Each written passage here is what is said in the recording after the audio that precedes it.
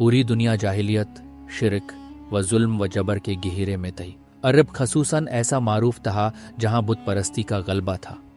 अरबों का माशरा नफ्स परस्ती, कबीला वारियत और जंगजूई का शिकार था। अल्लाह सुब्हानहू व तआला ने जब नबी करीम सल्लल्लाहु अलैहि वसल्लम को पैदा फरमाया तो उनका चेहरा मुबारक ही ऐसा था जिससे नूर टपकता था। वो पैदा ही इसलिए हुए थे कि दुनिया को हिदायत नूर का रास्ता दिखाएं। नबी करीम सल्लल्लाहु अलैहि वसल्लम की विलादत 12 रबीउल अव्वल को मक्का मुअज्जमा में हुई। आपका ख़ानदान बनु हाशिम से ताल्लुक़ रखता था, जो कुरैश का एक नुमायां कबीला था। आपके वालिद हज़रत अब्दुल्लाह अलैहिस्सलाम क़ब्ल विलादत वफ़ात पा गए और आपके जद हज़रत अब्दुल मुत्तलिब ने आपकी परवरिश की जिम्मेदारी ली। आपकी वालिदा हज़रत आमिना सलामुल्लाह अलैहा ने आपकी पैदाइश के वक्त कई मुजिज़ात देखे। मशरिक़ व मगरिब तक नूर फैल गया और आसमान में सितारे झूमने लगे। ये इशारा था कि दुनिया में हिदायत व नूर का नया सफ़र शुरू हो चुका है। पहली वही आप पर सलाम और ज़्यादा गार हिरा में तन्हाई अख्तियार करते, जहां आप खुदा की इबादत और तदब्बर करते। एक रात जब्राइल अलैहिस्सलाम नाजिल हुए और कहा, पढ़ अपने रब के नाम से जिसने तुझे पैदा किया। ये अल्फाज नबी करीम के लिए नए और वो हल्का सा हो गए।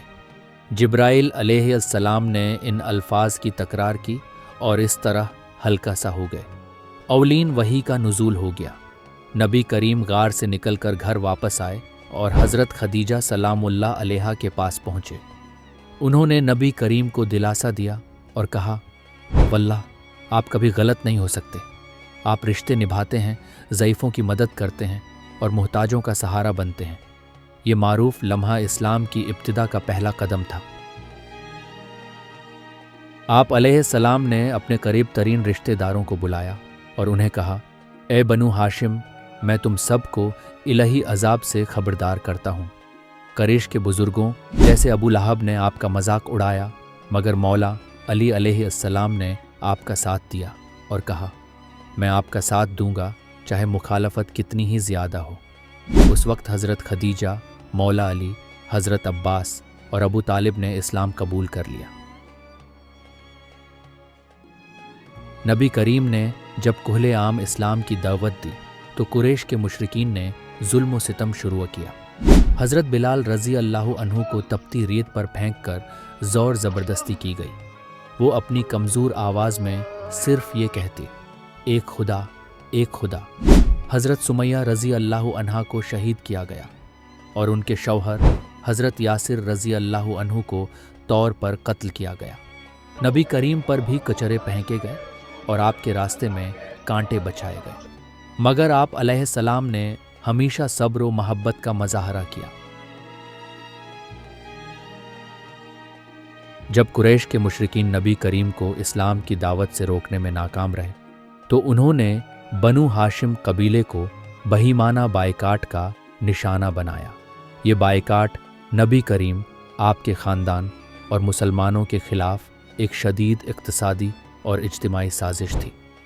कुरैश के मुशरिकीन ने माहिदा किया कि कोई भी शख्स बनु हाशिम के साथ न तिजारत करेगा और न ही उनसे शादियां करेगा। ये माहिदा काबा के अंदर लटकाया गया ताकि कोई इस अहद को तोड़ न सके। बनु हाशिम और बनु मुत्तलिब के तमाम अफराद, मुसलमान और गैर मुसलमान, नबी करीम की हिमायत में शोबे अबी तालिब में महबूस हो गए। ये आजमाइश 3 साल तक जारी रही।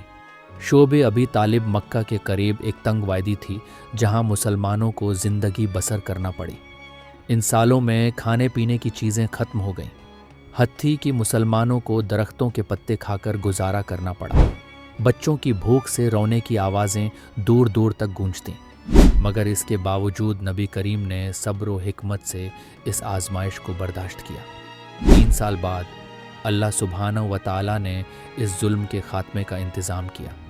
कुरैश के बाज़ नरम दिल अफराद ने इस बायकाट के ख़िलाफ़ आवाज़ उठाई।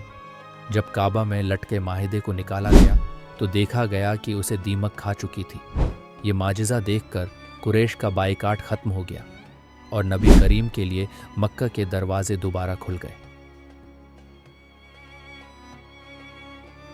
یہ واقعہ اس وقت پیش آیا جب مکی کے مشرکین نے نبی کریم سے ایک نشانی دکھانے کا مطالبہ کیا تاکہ آپ کی نبوت کی حقانیت پر یقین کر سکیں۔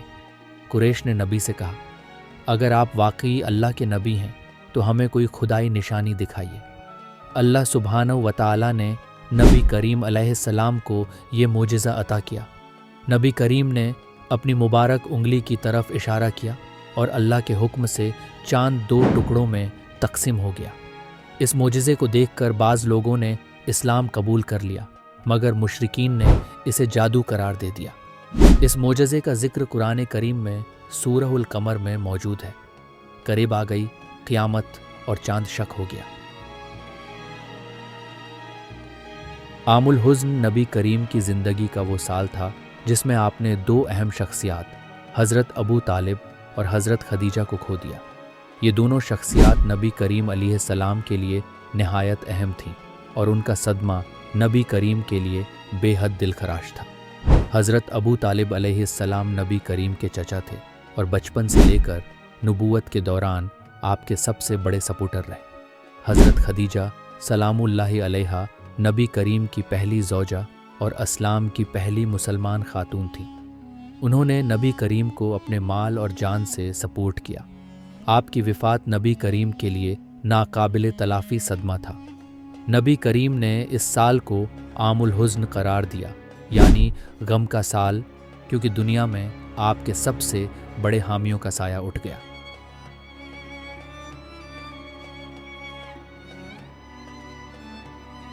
معراج نبی کریم کا وہ معجزہ ہے جس میں آپ کو اللہ سبحانہ و تعالیٰ نے رات کے وقت مکہ سے قدس اور وہاں سے آسمانوں تک سیر کرائی۔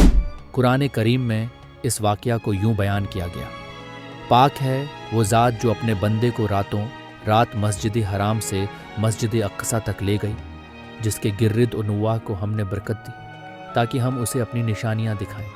بے شک وہی سب کچھ سننے والا اور دیکھنے والا ہے۔ نبی کریم براق نامی سفر کے وسیلے سے مسجد حرام سے مسجد اقصیٰ پہنچے۔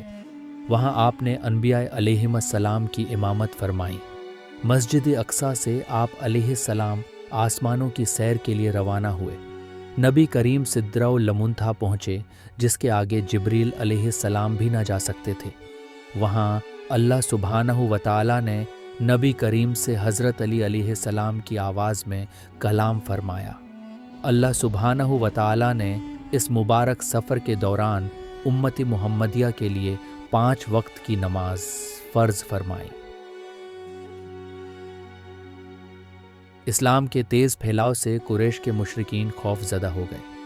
انہوں نے مشرقہ دروالخت میں مشورہ کیا کہ نبی کریم کو قتل کر دیا جائے۔ انہوں نے فیصلہ کیا کہ ہر قبیلے کا ایک شخص شامل ہو کر نبی کریم پر اکٹھے حملہ کرے تاکہ بنو ہاشم قبائل سے انتقام نہ لے سکیں۔ اللہ سبحانہ و تعالیٰ نے نبی کریم کو مدینہ ہجرت کا حکم دیا۔ اس رات قریش نے نبی کریم کے گھر کا گھیراؤ کر لیا، مگر اللہ کے حکم سے نبی کریم اپنے بستر پر حضرت علی علیہ السلام کو سلا کر خود نکل آئے۔